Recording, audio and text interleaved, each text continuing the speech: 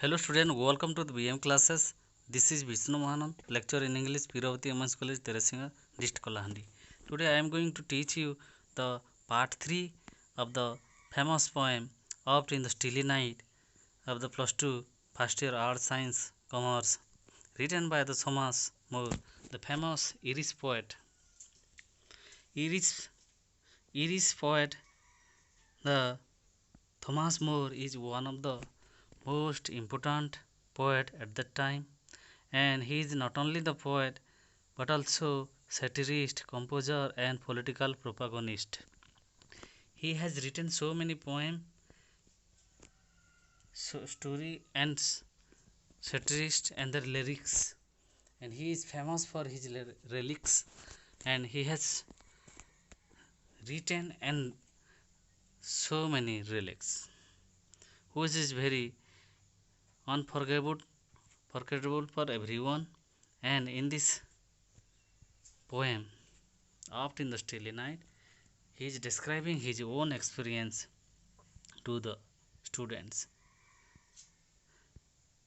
Oft in the Stilly Night, that means he want to share his the childhood experience at the time when he want to sleep, but something that bring light to him in the in this famous poem.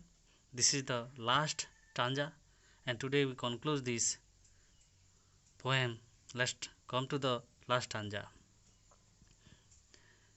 Before we go to the stanza or discussion the stanza, according to the poet, when he remember all his friends, the friends so linked together I have seen around me. ସେ ତାଙ୍କର ଯେଉଁ ପିଲାବେଳ କଥା ଯେତେବେଳେ ମନେ ପକାଇବାକୁ ଚାହୁଁଛନ୍ତି, ସାଙ୍ଗସାଥିମାନଙ୍କ ବିଷୟରେ ଜଣାଇବାକୁ ଚାହୁଁଛନ୍ତି, ସେ ବର୍ତ୍ତମାନ ସେ ଦେଖୁଛନ୍ତି ସେସବୁ ଆଉ ନାହିଁ, ସେସବୁ ହୋଇଯାଇଛି ଏବଂ ସବୁ ପୁରୁଣା ସାଙ୍ଗମାନ ଯେଉଁ ପରସ୍ପର ସହିତ ଜଡ଼ିତ ହୋଇ ରହୁଥିଲେ, ତାଙ୍କ ଚତୁଃପାର୍ଶ୍ୱରେ ସେସବୁ ଦୂରେଇ ଯାଇଛି। ସତକି ଯେପରି ୱିଣ୍ଟ୍ରି ୱେଦର ବା ଶୀତ ଋତୁରେ ଯେମିତି ପତ୍ର ସବୁ ଝଡ଼ିଯାନ୍ତି, ସେହିପରି ସେ ରହିଛନ୍ତି। ନାଓ ବର୍ତ୍ତମାନ ସେ ଏହି ଷ୍ଟାଞ୍ଜାରେ କ'ଣ କହିଛନ୍ତି ଆମେ ଡିସ୍କସନ୍ କରିବା। I feel like one who trends one. I feel like one. I feel ମାନେ ମୁଁ ଅନୁଭବ କରେ ଯେ ମୁଁ କେବଳ ଦୁନିଆରେ ଏକ ବୋଲି। And who trends Elon. Who trends Elon. Trends କହିଲେ ସତେକି ଯେପରି ସେ ଦୁନିଆରେ ଏକା ହିଁ ଅଛନ୍ତି ଆଉ ଏକୁଟିଆ ହିଁ ବୁଲୁଛନ୍ତି, ତାଙ୍କ ଛଡ଼ା ଆଉ କେହି ବି ନାହାନ୍ତି ବୋଲି ସେ କହୁଛନ୍ତି। ସମ୍ ବ୍ୟାଙ୍କ୍ୱେଟ୍ ହଲ୍ ଡେଜର୍ଟେଡ୍ ହୁଜ୍ ଗାର୍ଲାଣ୍ଡସ୍ ଆର୍ ଫ୍ଲିଡ୍। ସେ ଗୋଟିଏ ବ୍ୟାଙ୍କ୍ୱେଟ୍ ହଲ୍ ବା ଗୋଟିଏ ବିବାହ ହଲ୍, ଅଭ୍ୟର୍ଥନା ଗୃହ ବା ବିବାହ ବା ଅନ୍ୟ କୌଣସି ସେରେମନି ଯେଉଁ ଜାଗାରେ ହୁଏ, ବ୍ୟାଙ୍କ୍ୱେଟ୍ ହଲ୍ ବିଷୟରେ କହୁଛନ୍ତି। ଦ୍ୟାଟ୍ସ ଡେଜର୍ଟେଡ୍ ମାନେ ସେଇ ପରିତ୍ୟକ୍ତ ଜାଗାରେ ଅନେକ ଗୁଡ଼ିଏ ଫୁଲମାଳ ସବୁ ମଉଳି ଯାଇଛି। ଲୋକମାନେ ସମସ୍ତେ ଖାଇ ପିଇ ସେହି ଜାଗାରୁ ଚାଲି ଯାଇଛନ୍ତି।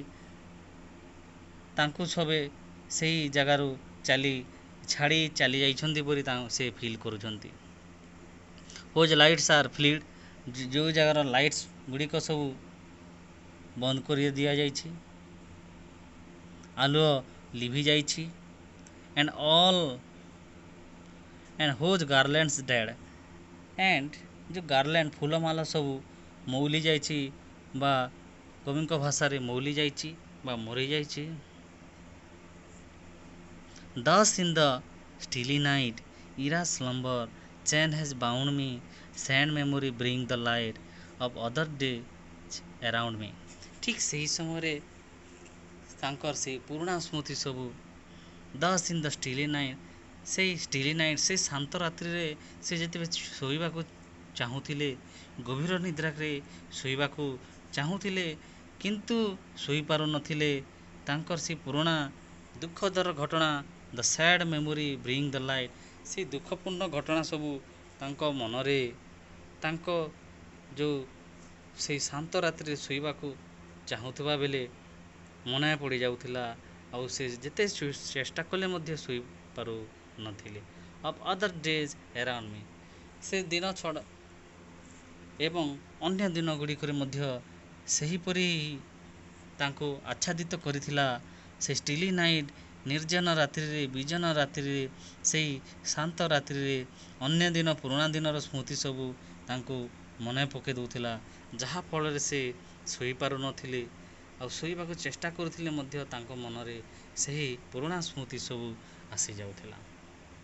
ପ୍ରକୃତିରେ କବି the poet who want to share his own experience when he want to sleep in the deep sleep in the stilly night or the calm night, but what happened, some of his sad memory and the fond memory bring him light by which he could not sleep happily.